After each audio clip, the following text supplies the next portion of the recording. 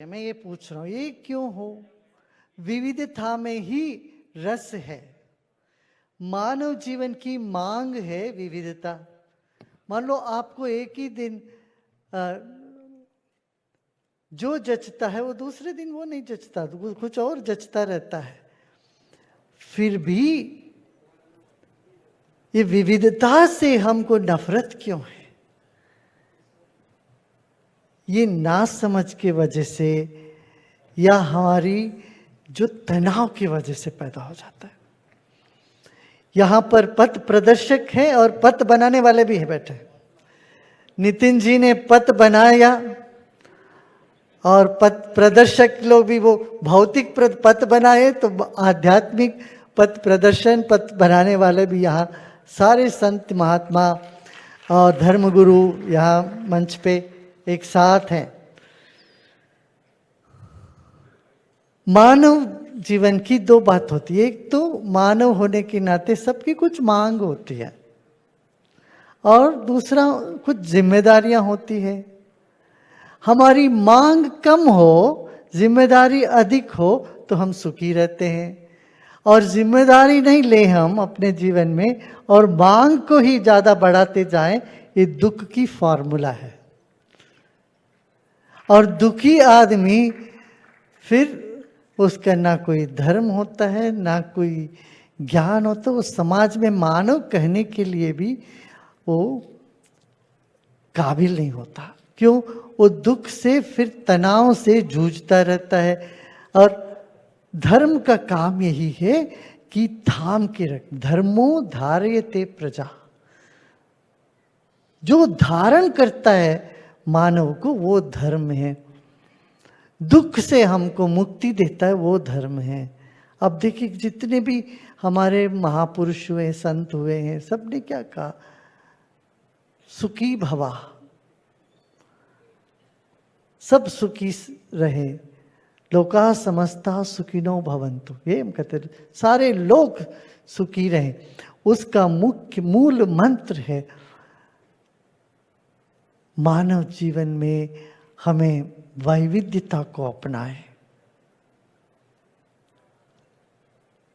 लड़ाई हो ना हो तो भी दो रसोइयों के बीच में लड़ाई हो तो वो ऐसा अच्छा होता है। एक बार ऐसी दो दुकानदार थे, दोनों हलवाई, मिठाई की दुकान थी, दोनों में लड़ाई होगी तो दोनों क्या था, उनके हाथ में लड्डू ही थी, तो एक दूसरे पर लड्डू फेंकते थे। पूरा गांव जश्न मनाया। गांव के लोगों ने कहा ऐसी लड़ाई आपके बीच में रोज होता रहे। हमारे यहाँ यही कहा गया है कि वादे वादे जायते तत्व बोधा। हम ये सब एक नहीं होने की जरूरत है, मगर सामरस्य होने जरूरत है। सामरस्य की आवश्यकता है। इसलिए हमारे यहाँ इतने सारे संप्रदाय है, पथ है, हर पथ की अपनी विशेषता है। अभी हम जब सुन रहे थे, स्वामी जी बोल रहे थे, स्वामीनारायण के महंत जी हमारे, वही बात थी। भगवान विविधता पसंद करता है, नहीं तो इतने तरह के फूल, इतने तरह की सब्जी क्यों उगाता? भगवान कहते तो एक आलू बना के बस यही खाते रहो जिंदगी भर। नहीं, आलू भी बनाया, बैंगन भी बनाया, भिंडी भी, इतने तरह तरह की सब्जी, तरह तरह के फूल, तरह तरह के लोग और तरह तरह के उनके दिमाग। बड़ा विचित्र लगता भाई। ये विचित्र संसार को जितना तुम देखते हो उतना ही और आनंद बढ़ता है। ये बुद्धिमान आनंदित होते हैं वैविध्यता में, मूर्ख उससे दुखी होते रहते हैं, लड़ते रहते हैं। मूर्ख लड़ते हैं। भगवान बुद्ध तो एक हुए, आज 32 अलग अलग बुद्धिज्म की शाखाएं हैं। ऐसे जीसस क्राइस्ट एक हुए थे, मगर आज 72 ब्रांचेस, 72 सेक्ट्स है क्रिश्चियनिटी में। इस्लाम में भी ऐसे, और हिंदुइज्म में तो अनगिनती है। हम तो सबसे पुराने धर्म यहाँ होते हुए भी इतने सारे संप्रदाय है, मत मतांतर इसमें ये सब मत संप्रदाय वगैरह है, और इन सब का होना ही खूबी है।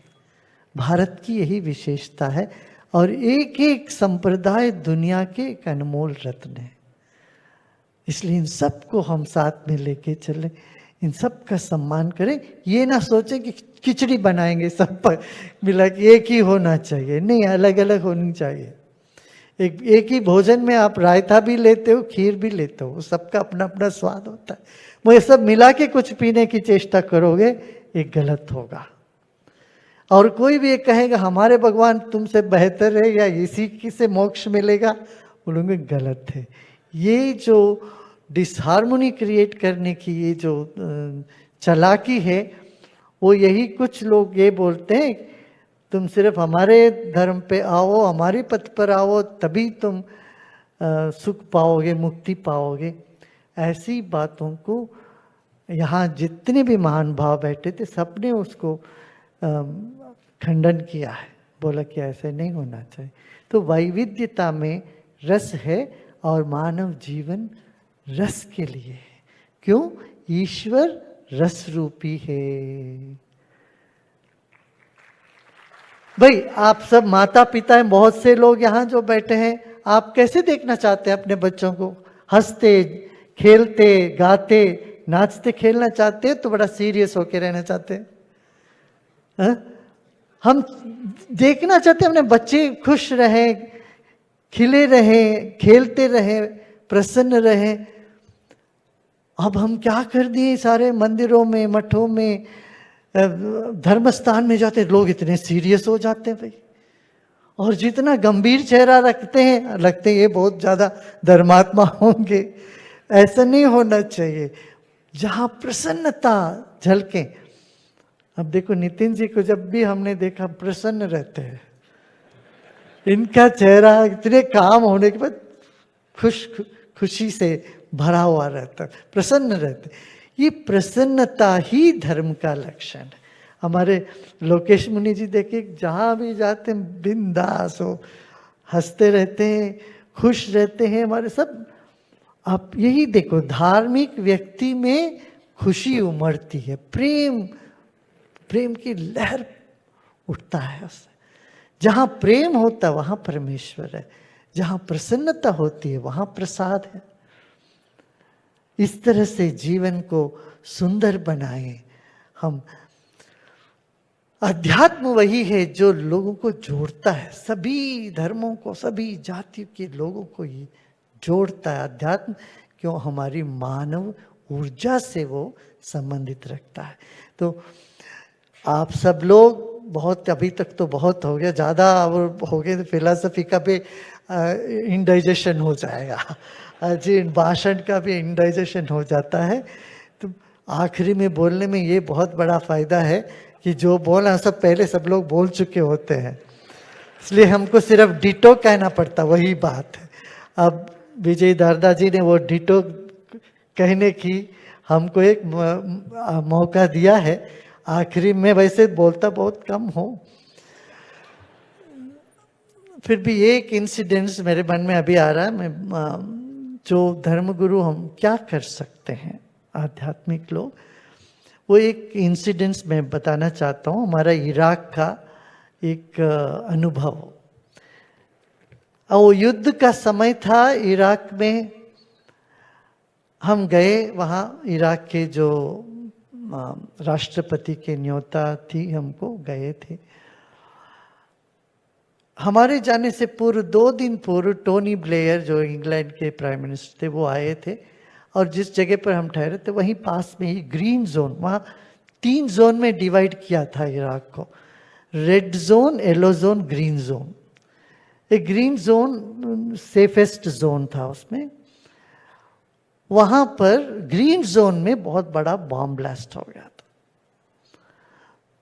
तो फिर हम गए, तो फिर हमको तो इतनी सिक्योरिटी रखी थी, 12 गाड़ी भेजी थी, 2 टैंकर, ये सब।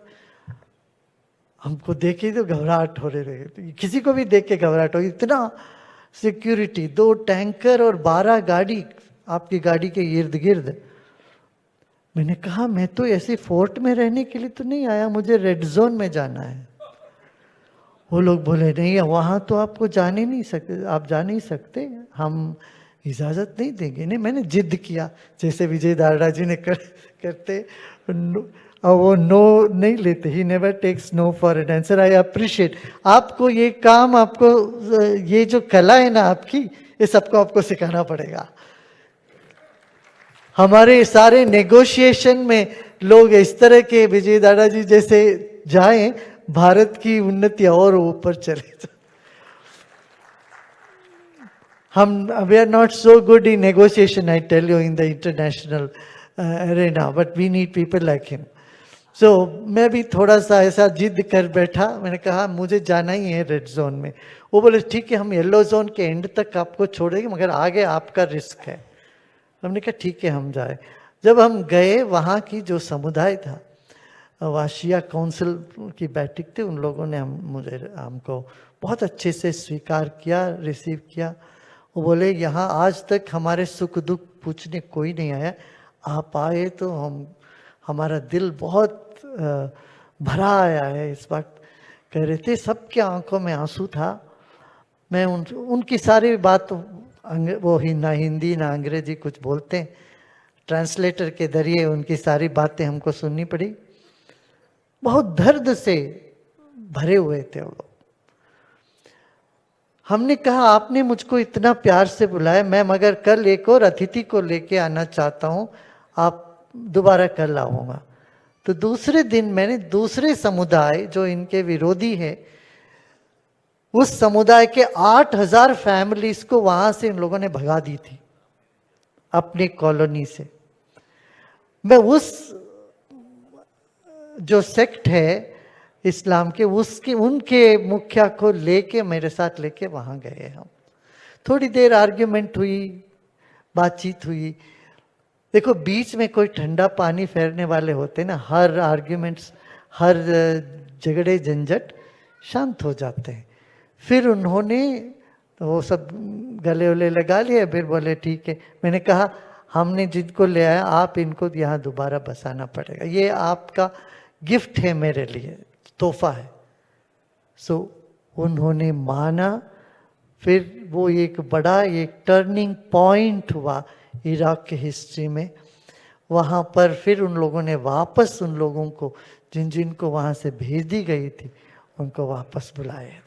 8000 परिवार।